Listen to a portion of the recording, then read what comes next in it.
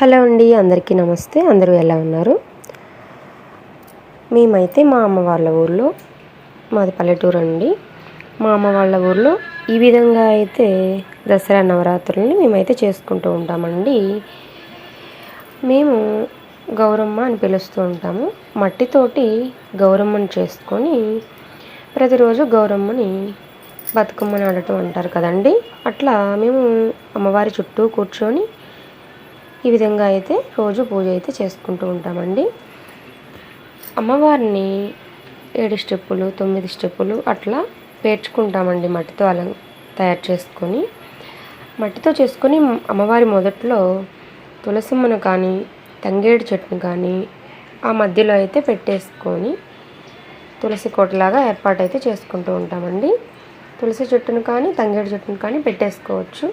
రోజు అమ్మవారిని కడిగి పసుపుతోటి అలంకరించి బొట్లు పెట్టి ఈ విధంగా అయితే పూజ చేసుకుంటూ ఉంటామండి.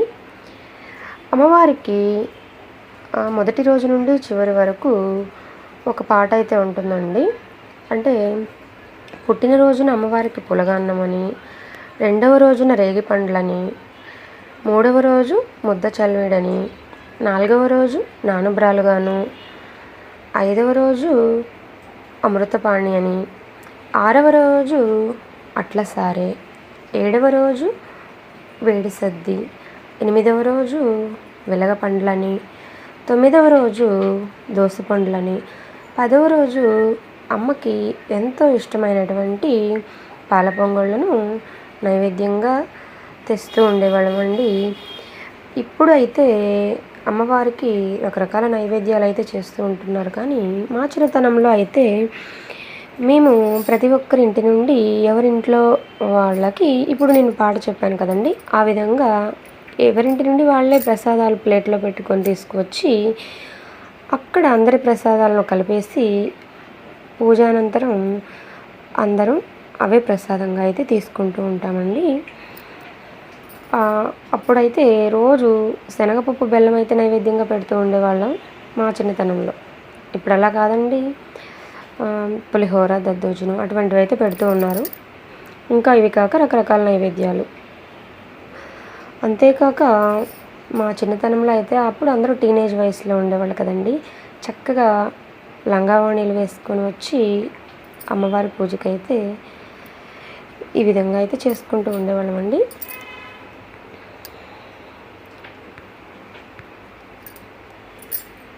అంతేకాక మేము గౌరమ్మ పాటలు అయితే ఉండేవండి.